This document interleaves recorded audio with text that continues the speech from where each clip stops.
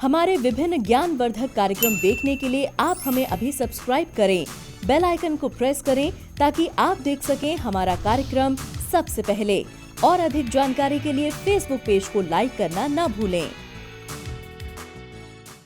जय माँ इंद्राक्षी।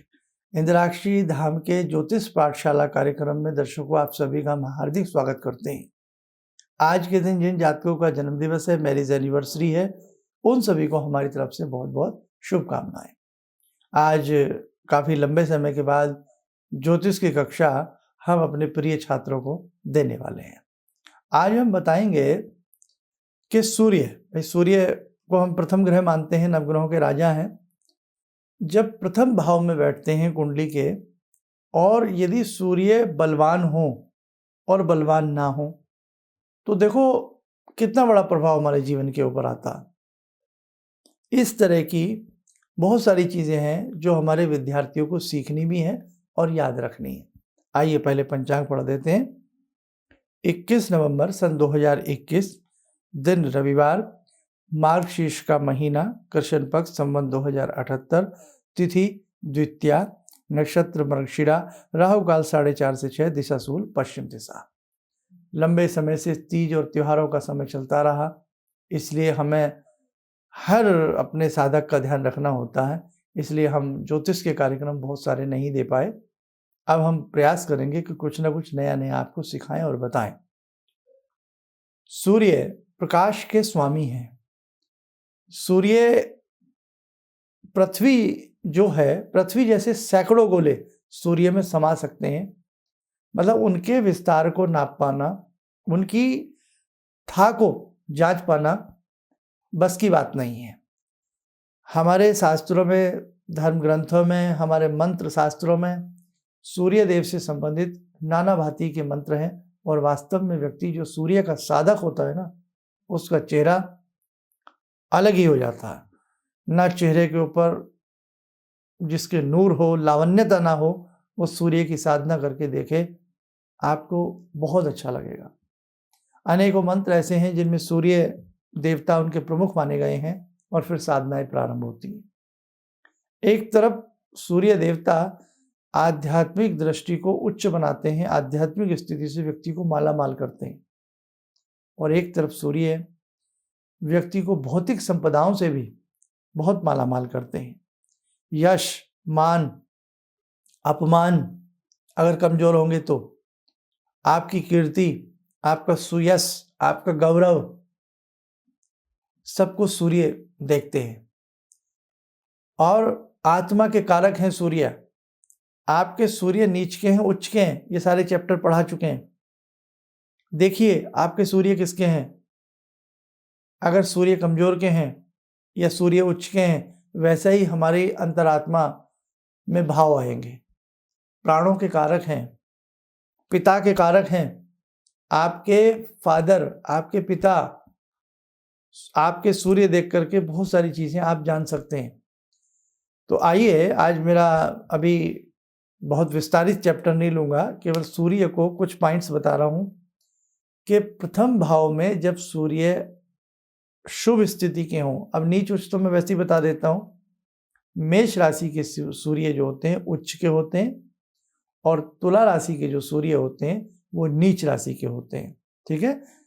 और पंचम जो राशि होती है, जिसको सिंह राशि कहती हैं, उसके स्वामी सूर्य होते हैं।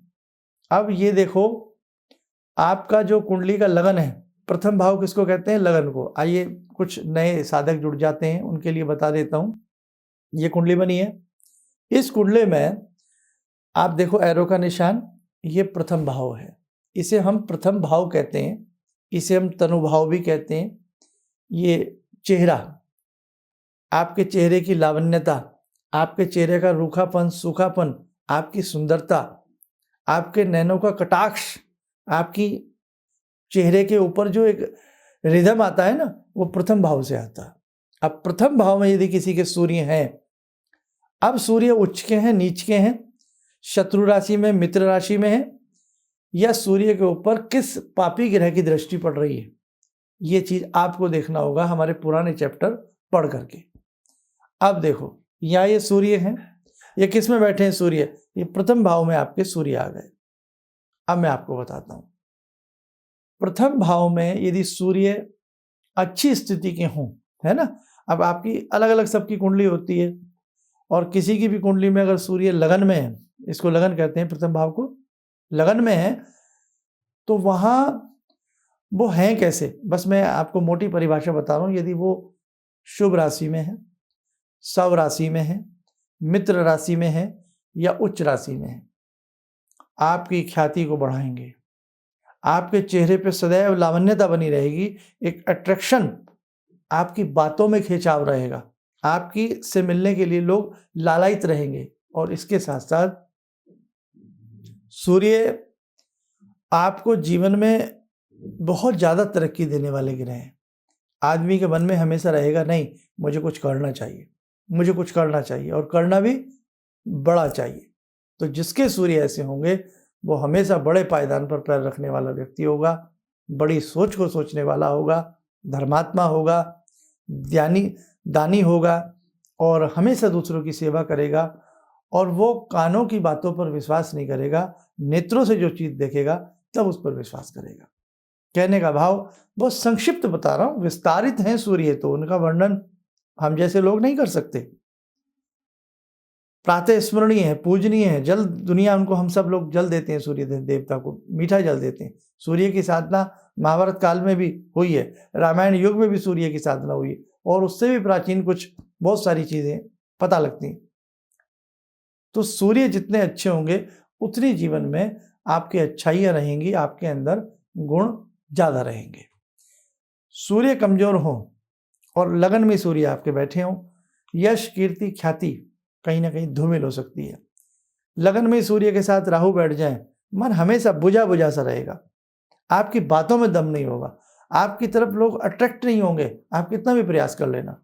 और कई बार तो हमने देखा है कि सूर्य की डिग्री बहुत कमजोर हो और राहु साथ में हो और एक दो खराब ग्रहों की दृष्टि हो, तो ऐसी स्थिति में आपके चेहरे पर पिंपल्स, झाइयाँ, बुढ़ापापन जल्दी आपको नजर आने लगेगा। आंखों के रोग पैदा हो सकते हैं।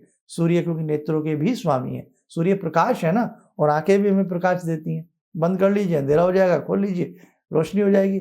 सूर्य सुबह सुबह जैसे उदय होते हैं संसार को जगमगा देते हैं, और जहाँ जहाँ छिपते हैं वहाँ अंधकार हो जाता है। ऐसे ही जीवन है, जीवन में जिसके सूर्य बढ़िया होंगे प्रकाशमान कर देंगे उसके जीवन को, और जहाँ कमजोर होंगे तो अंधेरा सूर्य नहीं करेंगे, उसके जीवन में नेचुरल अंधेरापन आ जाता है। दूसरी बात, सूर्य कमजोर होंगे तो बहुत सारी चीजें उसमें उसकी विद्या पर फर्क पड़ेगा। सूर्य हमने देखे हैं अगर बहुत कमजोर किसी के हैं तो उस व्यक्ति की हैंड राइटिंग भी अच्छी नहीं होती।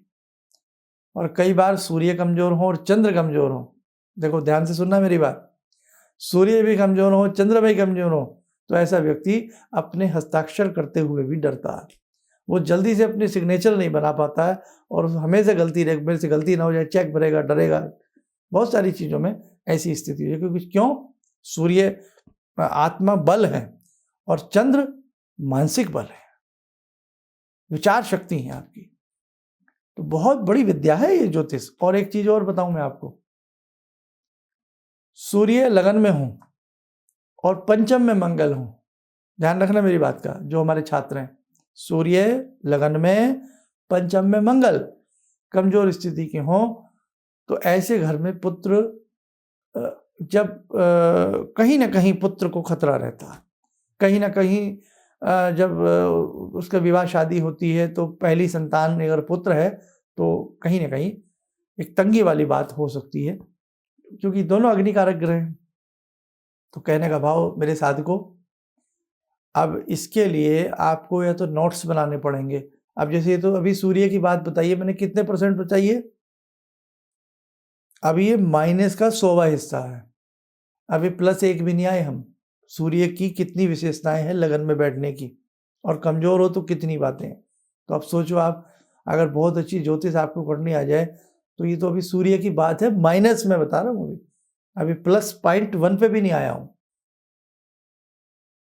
तो चंद्र लगन में हो, बुध लगन में हो, शुक्र लगन में हो, अलग अलग ग्रह लगन में होने से अलग अलग प्रभाव डालते हैं।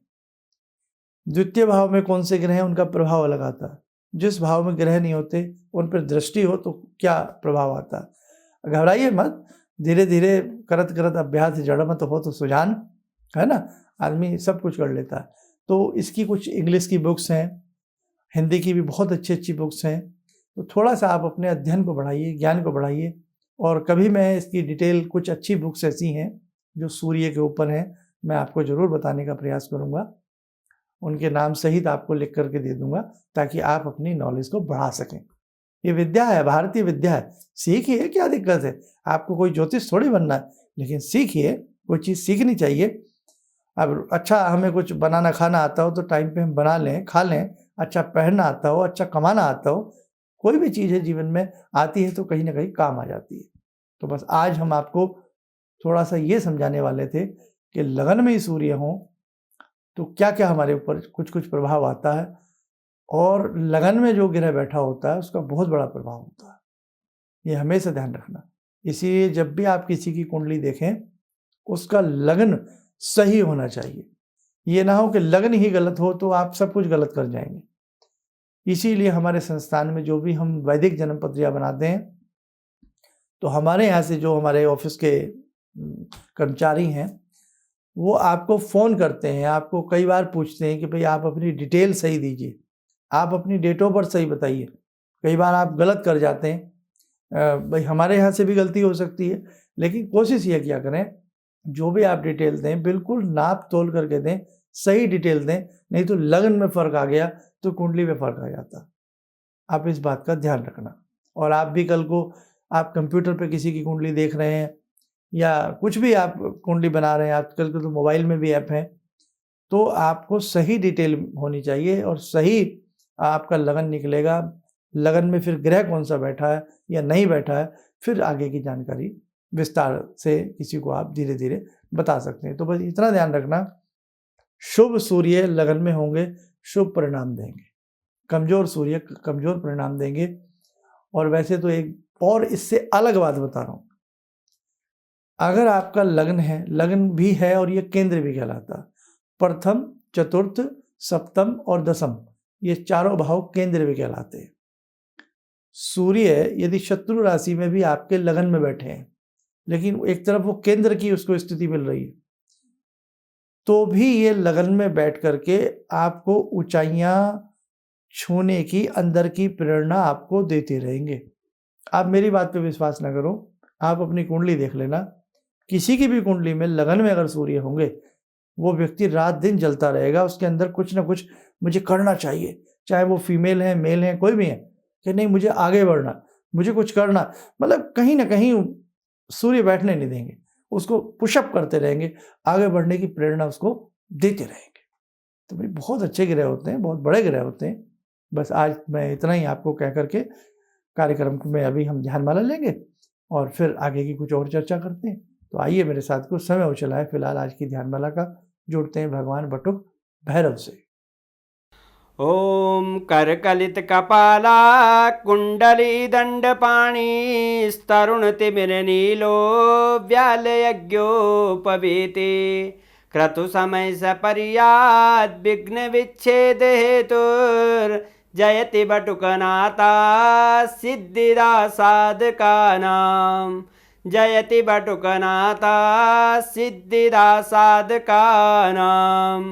ओम देव्य राज्य सेव्यमान पावनाग्रिपंकजं व्यालयज्ञसूत्रमिन्दुशेखरं कृपाकरं नारदादियोगवृन्दिवन्दितं दिगम्बरं काशिकापुरादिनाथ कालभैरवं भजे भानुकोटिभास्वरं भवाब्दितारकं परं नीलकण्ठमीप्सितार्थदायकं त्रिलोचनं कालकालमम्बुजाक्षमक्षशूलमक्षरं काशिकापुरादिनाथ कालभैरवं भजे शूलटङ्कपाशदण्डपाणिमादिकारणं श्यामकायमादिदेवमक्षरं निरामयं भीमविक्रमं प्रभुविचित्रताण्डवप्रियं काशिकापुरादिनाथ कालभैरवं भजे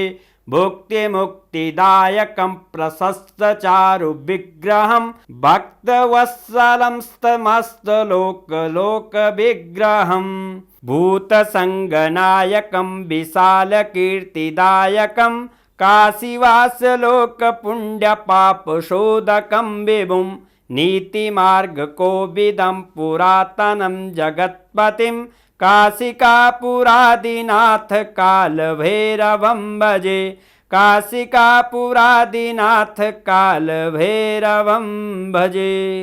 कवच बना लें, ध्यान करें, भगवान भैरव का शुभ आशीष हम सबके ऊपर बरस रहा है।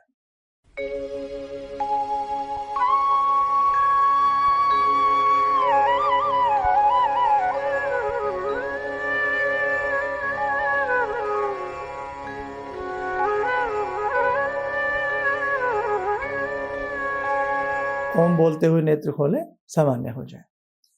देखो मेरे साधकों, जब भी अपनी कुंडली बनवाएं, वैदिक बनवाएं। इसीलिए हमारे संस्थान में भी वैदिक कुंडली बनाई जाती है।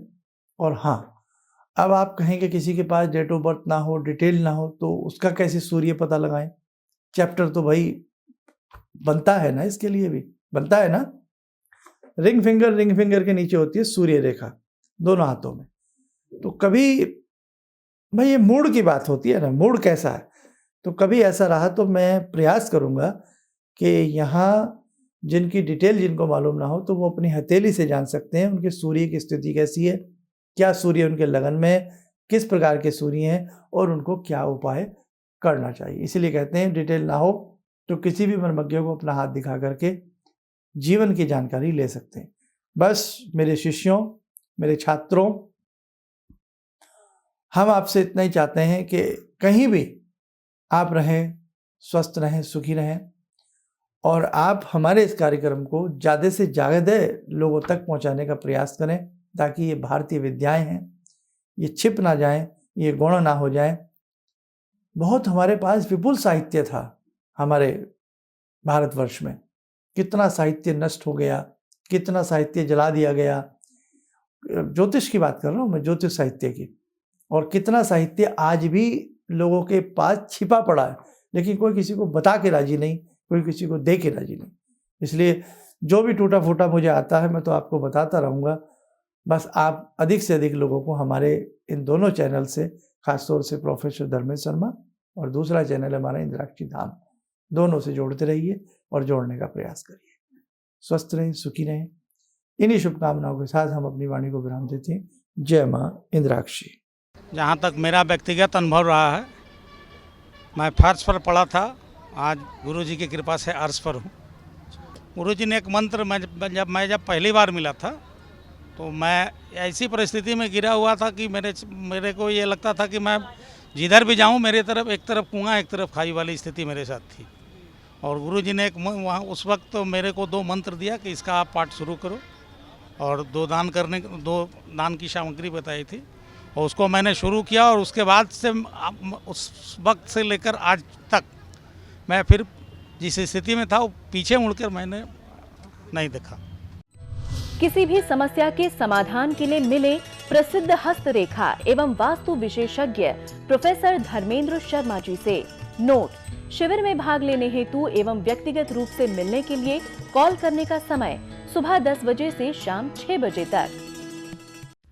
हमारे विभिन्न ज्ञानवर्धक कार्यक्रम देखने के लिए आप हमें अभी सब्सक्राइब करें, बेल आइकन को प्रेस करें ताकि आप देख सकें हमारा कार्यक्रम सबसे पहले। और अधिक जानकारी के लिए फेसबुक पेज को लाइक करना न भूलें।